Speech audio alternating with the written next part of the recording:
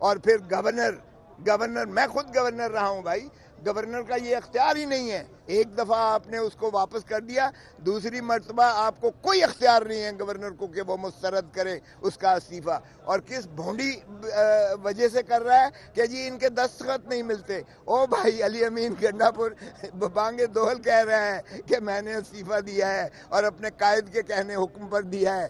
پھر تم کون ہوتے ہو یہ کہنے والے کہ اس کے دستخط جو ہے وہ ملتے نہیں ہیں؟ بہرکیف کل وہ بھی جو ہے ان کا دم توڑ گیا، اور اسی گورنر نے پھر آ کے اسے حلف بھی دیا، اور اس کی پہلی 2 سال میں پہلی مرتبہ پے رول پر رہائی مانگی ہے. تو کیا سمجھا جائے کہ اب خان صاحب تھک چکے ہیں، جیل سے باہر آنا چاہتے ہیں؟ کیونکہ پے رول پر رہائی سے پہلے گنڈا پور صاحب کو وہ بڑا سرزنش کی تھی انہوں نے کہ مجھے کیوں تم نے پے رول پر رہائی نہ میں نے خود کی تھی، وہ ابھی بھی زیر التوا ہے. دیکھیں، عمران خان واحد پاکستان کا شخص ہے جو کہ متحد کر سکتا ہے ساری قوم کو. عمران خان نہ صرف ساری قوم کو متحد کر سکتا ہے بلکہ مسلم امہ کا بھی ایک ایسا قداور شخصیت ہے جو مسلم امہ کو بھی اکٹھا کر سکتا ہے. تو میں نے جو وہ درخواست دی تھی علی امین گنڈا پور کی طرف سے، جو آج بھی اسلام آباد ہائی کورٹ میں پینڈنگ ہے، زیر تجویز زیر التوا ہے، اس میں نے یہی کہا تھا کہ ہم کوئی چیز رعایت نہیں مانگ رہے ہیں، وہ ہم عدالتوں سے لیں گے، اس لیے کہ ہم بے گناہ ہیں اور عمران خان کے اوپر جھوٹے الزامات ہیں، جھوٹے کیسز ہیں، بغیر ثبوت کے، بغیر شواہد کے اس کو سزائیں کی گئی ہیں. وہ ہم کوئی رعایت نہیں مانگتے، اس لیے ہم وہ عدالتوں میں لڑیں گے. لیکن اس وقت بھی موروثی حالات یہ تھے، آج بھی موروثی حالات ایسے ہیں کہ آج آپ دیکھیں کہ افغانستان کے ساتھ ایک قسم کی آپ نے، یہ ٹھیک ہے وقتی سیز فائر کیا ہے 24 گھنٹے کا، لیکن کیا یہ جچتا ہے ہمارا کہ ہم بمبارڈمنٹ کریں یا ادھر سے جو ہے ہمارے اوپر جو ہے وہ کولیٹرل ڈیمیج کتنا ہوتا ہے؟ آپ نے 40-50 سال ان کو جو ہے افغانستان کے جو پناہ مہاجرین تھے ان کو پناہ دی آپ نے. یہاں ان کے بچے پیدا ہوئے، بچوں کے بچے پیدا ہوئے، شادیاں ہوئیں، یہاں ان کے کاروبار تھے، ان کے گھر تھے، اور آپ نے دھکا دے کے ان کو نکال کے باہر پھینکا. تو کیا ایسے میں آپ کیا سمجھتے ہیں کہ ایک بندے کو بے گھر کر کے پھینکو تو وہ محبتیں جو ہے لے کر جائے گا اور وہ آپ کی پھول پھینکے گا آپ پر؟ سو نفرتیں خدارہ مت اس طرح سے کرو. اور خان کا بالکل فارمولا یہی ہے، گفت و شنید کے ذریعے، پیار محبت کے ذریعے، آپ جو ہے بھائی چارے کے ذریعے، مل بیٹھ کر جو ہے ڈائلگ کے ذریعے، آپ جرگے جو ہیں، جوائنٹ جرگا ہے، شاہی جرگا ہے، سارا ان کے ذریعے قبائلیوں کا کریں گے. اور سہیل جو افریدی ہے وہ چونکہ خود قبائلی ہے، وہ ان کے احساسات سمجھتا ہے، وہ جذبات سمجھتا ہے، اور جتنی شادیانے اور خوشیاں کے پی کے کی عوام نے اور خصوصاً ٹرائبل ایریاز کے عوام نے اس کے وزیر اعلیٰ بننے پر کی ہیں، جو کہ ایک کامنر ہے، جو کوئی زرداری نہیں ہے، کوئی جو ہے وہ بھٹو نہیں ہے، کوئی شریف نہیں ہے، ایک عام آدمی کو جو ہے چیف منسٹر بنایا ہے، اور اسی کے محنت کے بلبوتے پر وہ میں سمجھتا ہوں کہ ایسا وزیر اعلیٰ انشاءاللہ ڈیلیور کرے گا. اور خان کا یہ جو ہے، خان کی یہ کرنا، یہ حب الوطنی کا انتہا ہے کہ وہ پھر بھی پیرول مانگ رہا ہے، انتہا ہے اس کی محبت کی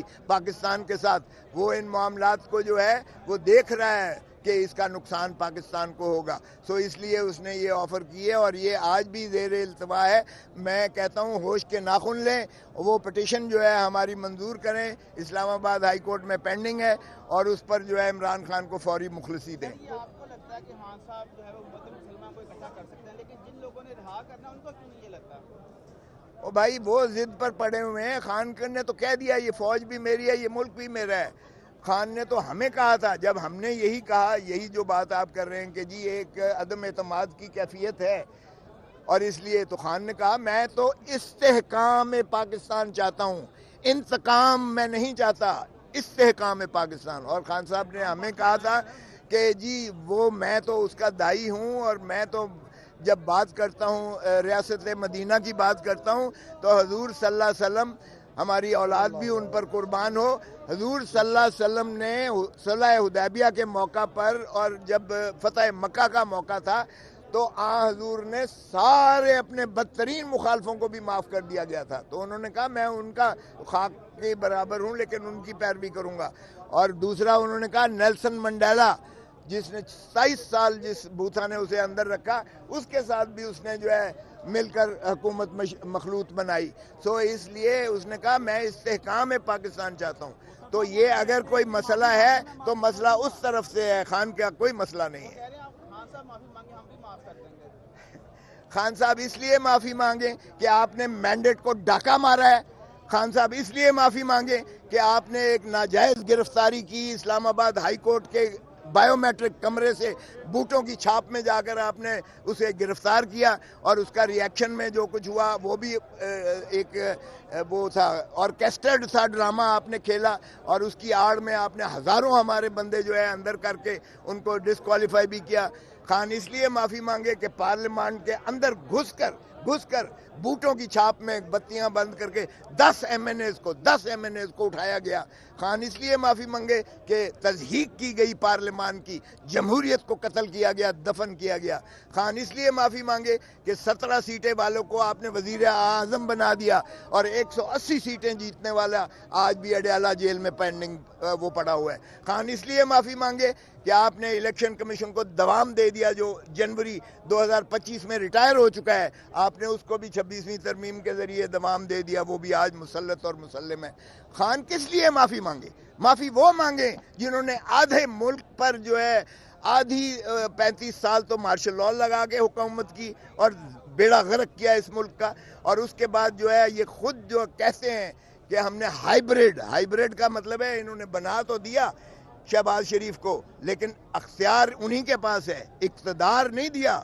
حکومت دے دی ہے، اقتدار نہیں دیا. خان اس لیے معافی مانگے. او بھائی معافی مانگو تو وہ مانگیں جنہوں نے قوم اور ملک کے ساتھ جو ہے آئین کے ساتھ کھلواڑ کیا ہے، جنہوں نے جمہوریت کے ساتھ کھلواڑ کیا ہے، جنہوں نے جمہوریت کا حق جو ہے عوام سے چھین لیا ہے، جنہوں نے چار دیواری پامال کی ہے، اور جنہوں نے کسی کو جو ہے قابل اس محفوظ نہیں چھوڑا، اور سارا کاروبار پاکستان کا باہر جا رہا ہے، اور جو ہم بھکاری بنا کے دیا ہے، وہ معافی مانگیں پاکستان کے ساتھ. خان اس لیے معافی مانگے کہ یہ سنہ 9 میں جو پلان کر کے کیا گیا اور اداروں پر حملہ کیا گیا، فوج پر حملہ کیا گیا، یہ سارے ہاں تو کس لیے ہوا تھا؟ خان کو اللیگل گرفتاری کی گئی نا، تو پھر گرفتار اصل منبع بھی تو دیکھیں کہ اگر ہائی کورٹ کے دیواریں پھلانگ کر آپ بائیو میٹرک کمرے میں جا کر وکیلوں کو زد و کوب کر کے عملے کو مار پیٹ کر آپ جو ہے ڈسٹروائے کرتے ہو، آپ سارا فرنیچر کو جو ہے اوپر نیچے الٹ پلٹ کرتے ہو، تو وہ سپریم کورٹ کے فیصلے پر تو عمل کرو. پہلے